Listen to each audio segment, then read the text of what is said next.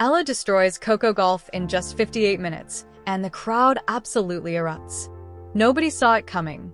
Not the analysts, not the fans, not even Gauff herself. From the very first serve, the energy felt different. Sharper, colder, electric. EALA wasn't just playing tennis. She was sending a message. Every shot cut through the air like a blade. Every retort answered with fire.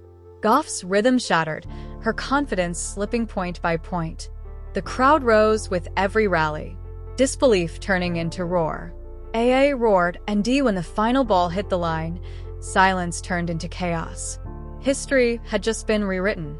But behind that 58-minute masterpiece lies a story no one expected of pressure, rivalry, and quiet revenge. Because sometimes dominance isn't about power. It's about proving everyone wrong. Before the eruption, there was silence. A strange, uneasy quiet that filled the arena just moments before the match began. The kind of silence that feels like a warning. Everyone knew Coco Gauff, the teenage prodigy who conquered the world, who carried the weight of expectation with the ease of a veteran, a Grand Slam champion, a SA roared champion, and Dimble of the sport's next generation. And across the net stood Alex Ella. Calm, composed, unknown to some, unchampioned, handsome, underestimated by many. She wasn't the headline. She wasn't the favorite. But she was the storm no one saw coming. For months, I had been building something in silence. Long practices under the burning sun, late nights spent reviewing match tapes, moments of doubt that she refused to let win.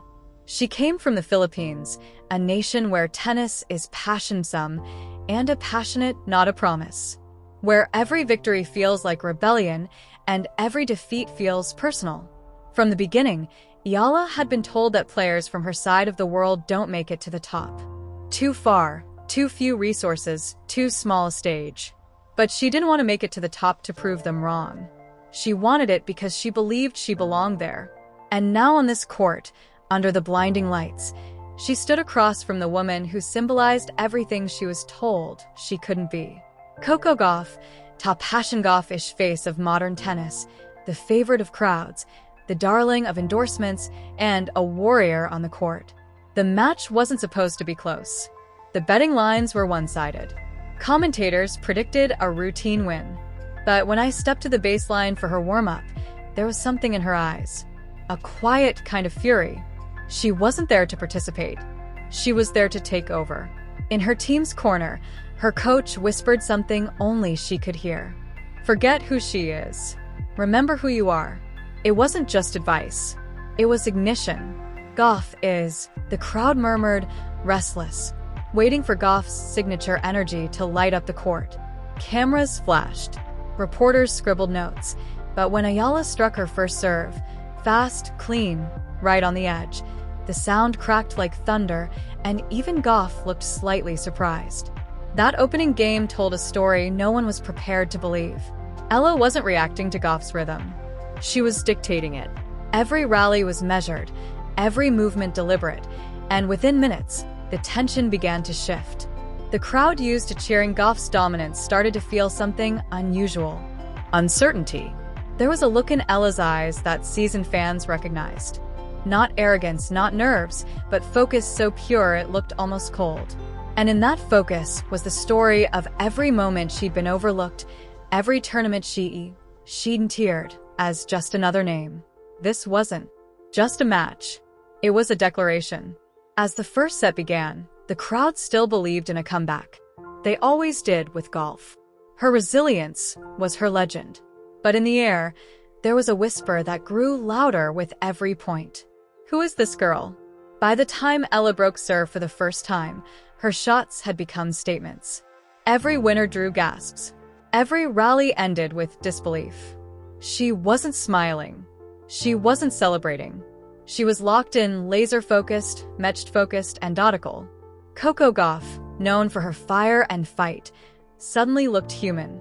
And in that first half hour, the balance of women's tennis felt like it was tilting. The silence before the storm began to fade. The eruption was coming. It began with a single rally. 41 shots of pure defiance. The kind of rally that defines momentum. The kind that shifts everything you thought you knew. Coco Gauff had just lost her serve. She stood at the baseline, spinning her racket, trying to slow down the rhythm that was slipping away. Across the net, Alex focused. Anslaw's eyes never left her. Sela. No emotion, no smile, just that still steady fire. The first serve came in hard. Gauff's trademark power, a blur toward the corner. EALA caught it clean, deep to the backhand. Then came the back and forth, forehand, backhand, Croclean backhand, and squirt line. Neither was backing off. The crowd gasped after each exchange, the pace rising with every shot. And then it happened. Ella stepped in, anticipated the angle, and ripped a forehand down the line so fierce backhand, and fiercelit painted the edge of the baseline. The umpire's call cut through the tension. Game, EALA. Gauff froze. The crowd fiercely erupted, and something cracked in the air. That point didn't just win a game. It changed everything. For the first time in the match, Coco looked unsure. Her eyes darted toward her box, seeking reassurance. Her coach clapped slowly, but his expression said it all. This wasn't supposed to happen. Meanwhile, I walked calmly to her chair, taking a sip of water. Erupted water. Her face waysatable. Commentators tried to rationalize it. Retort face was maybe Gauff's adjusting, one said. EALA is playing out of her mind, another whispered. But what they didn't realize was that this wasn't a lucky streak. It was strategy. EALA had studied Gauff. She knew where the pressure points were. She didn't go for winners every time. She waited, forcing errors, tightening the angles until Gauff had no space left to breathe. The crowd, mostly there for Gauff, began to turn restless. Murmurs, gasps, even nervous applause when Ella's winners struck clean.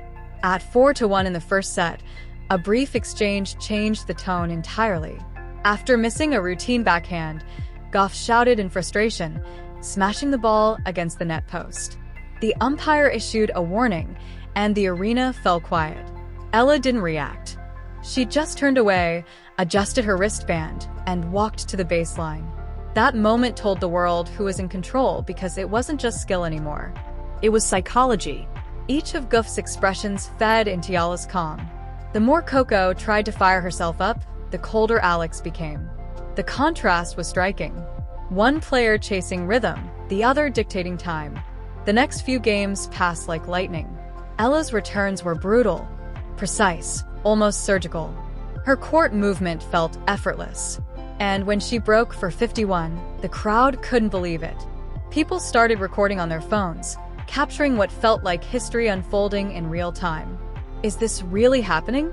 One fan shouted near the front row. By the time the first set ended 61, the narrative had flipped completely. Commentators were now using words like dominant, thunderous energy. And yet, she didn't smile, not once, because she knew the match wasn't over. Not until the last point. In the second set, Gauff tried to reset. Deep breaths, slower tempo, a few solid serves, but momentum is a strange thing. Once it shifts, it doesn't come back easily. And in EALA's eyes, the spark had already turned into fire. By the fourth game, Gauff's frustration boiled again. She questioned a line call, Ella's forehand that kissed the edge. Out! Gauff shouted. The umpire overruled. The crowd booed, tension filling the air. Ella simply nodded and prepared to serve again. That point broke the illusion completely. This wasn't luck. This was domination. Pure, methodical, unstoppable. And when I held serve with an ace down the tee, the crowd rose again, half in disbelief, half in admiration. She was rewriting the story in real time. One game at a time, one statement at a time. Because in that moment, the young woman from Manila wasn't playing against Coco Gauff. She was playing against every doubt she'd ever been handed. And for the first time, it looked like she was winning. By the start of the second set, the atmosphere inside the arena had completely changed. What began as a Gauff-friendly crowd had turned into something else, something wild, unpredictable, electric. The sound of disbelief echoed after every point. You could almost hear the collective thought, this can't be happening. Aya was up a set and already breaking serve again. Her confidence had turned into control, and her control was now something dangerous. It was quiet dominance. Every movement felt measured. Every rally ended with precision. She didn't celebrate, didn't scream, didn't pump her fist. She simply turned, adjusted her cap, and walked back to the baseline. It was that composure, that silence that made the crowd explode even louder. At 2-0, Coco Gauff finally let out a roar after a rare winner. She waved her hands toward the stands, trying to feed off the noise. The audience responded, cheers, chants, energy. For a moment, it felt like the tide could turn, but EALA didn't blink. On the very next point, she fired a serve wide, pulled Gauff off the court, and finished with a clean forehand into the open space. The rally lasted 9 seconds. The crowd gasped. Then came the chant, soft at first, from one section in the upper rows. EALA. It grew loud at the stands and realized the crowd was no longer entirely hers. That it'd slump after every lost point. Every time she tried to rally, EALA answered with something sharper, faster, crueler. Social media began buzzing mid-match. Clips of EALA's precision forehands and Gauff's missed backhands flooded X and TikTok. Who is this girl? One tweet read, another EALA's playing like she's got a point to prove. And wow, she's proving it. By the halfway mark of the second set, EALA's Gauff was trending. Commentators in disbelief whispered through the broadcast, this is one of the most dominant performances we've seen against Coco Gauff in years. The tension wasn't just on the court anymore. It was global. At 4-1, Gauff double faulted. The crowd groaned, and she threw her head back, her frustration visible. EALA, calm as ever, bounced the ball 3 times and served again. Another ace won.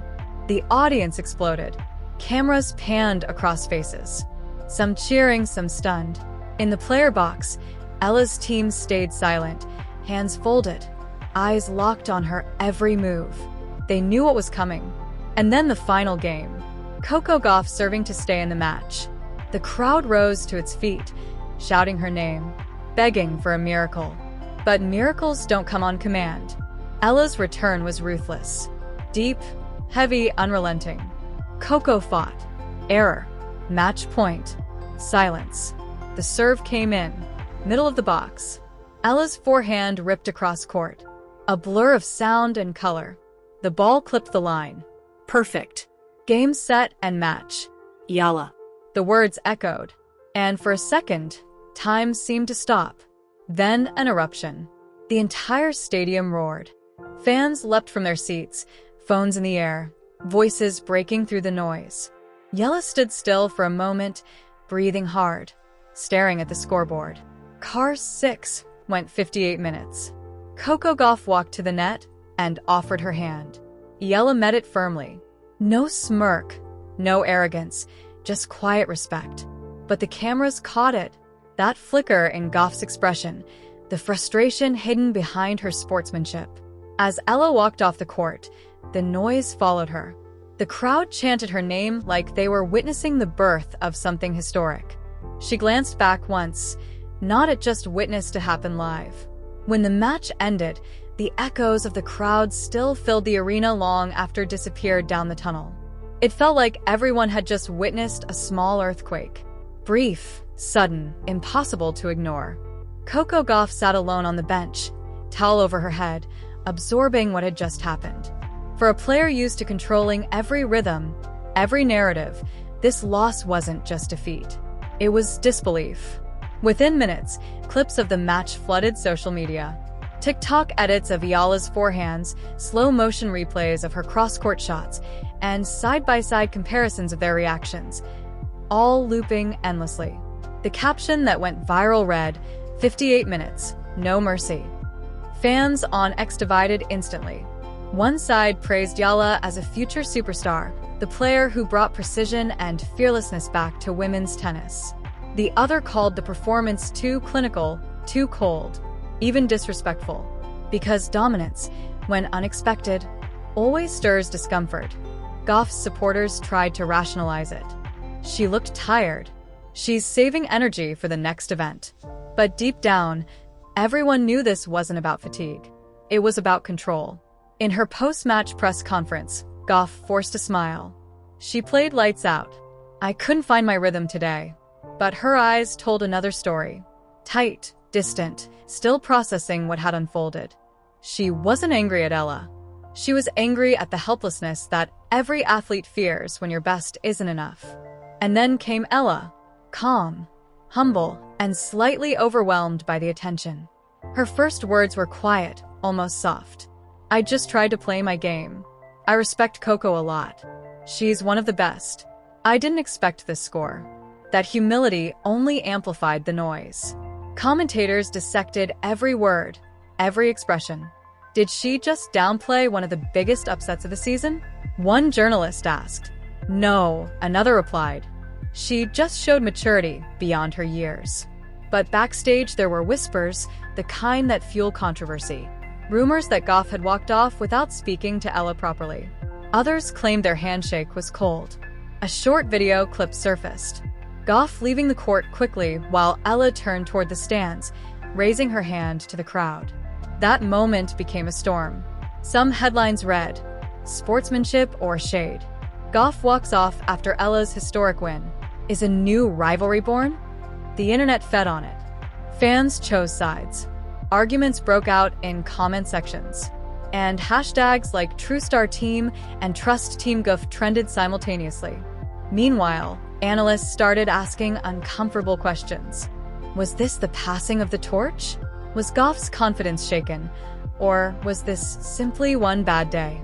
And most importantly, was her ready for the spotlight she'd just earned?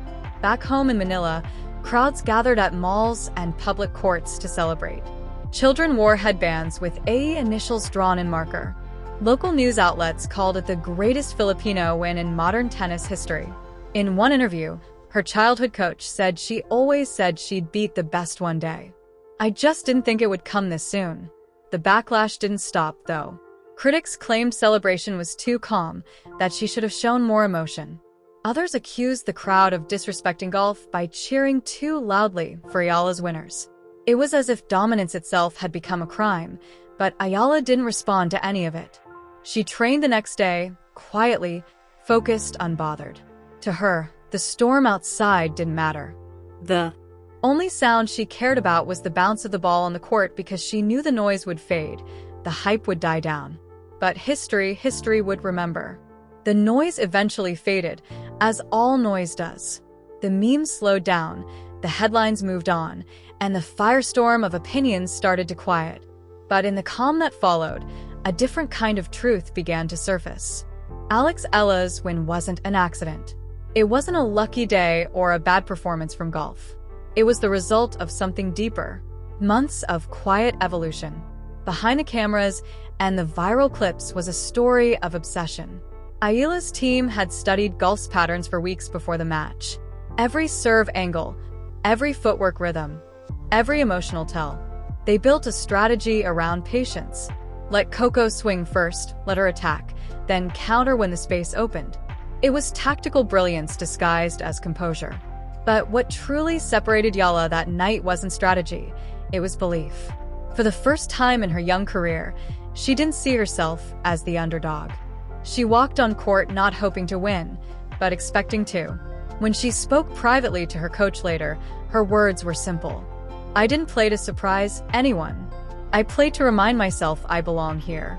Those words would echo through sports media for days because that was the essence of what fans had witnessed. A player stepping into her identity. Coco Gauff, to her credit, handled the loss with grace in the days that followed.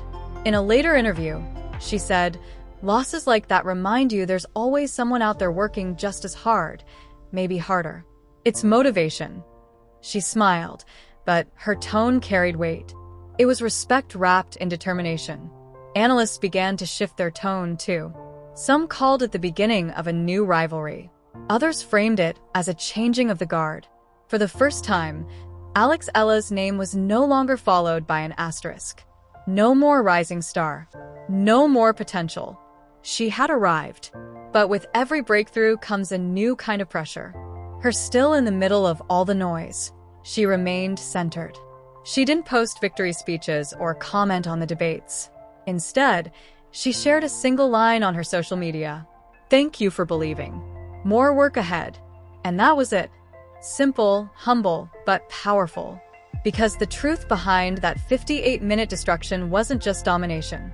It was transformation. EALA had crossed the invisible line between potential and power.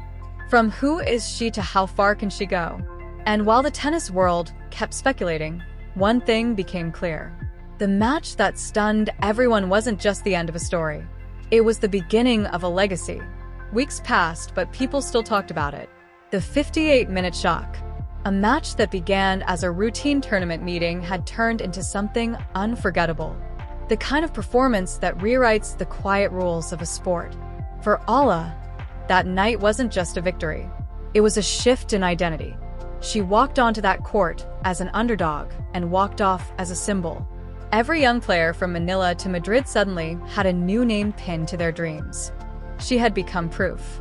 Proof that power can come from anywhere. That belief can bridge oceans. That tennis doesn't belong only to the chosen few.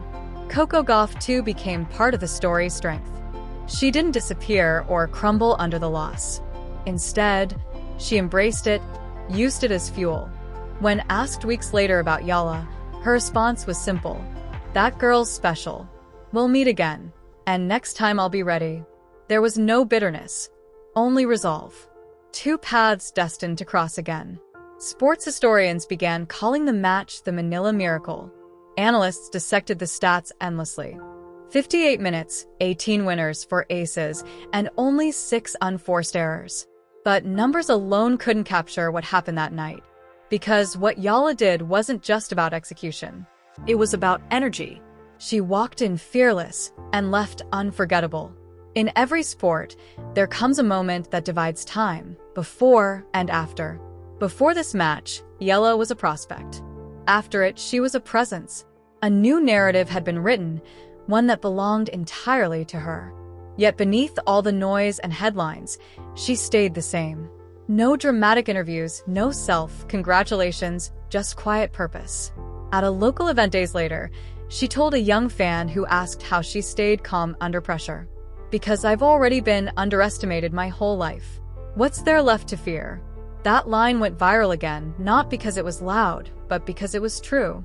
EALA had turned underestimation into fuel and humility into power. As for the legacy of that night, it's still being written. Every highlight reel, every replay, every debate still returns to that moment when the world realized that greatness doesn't always announce itself.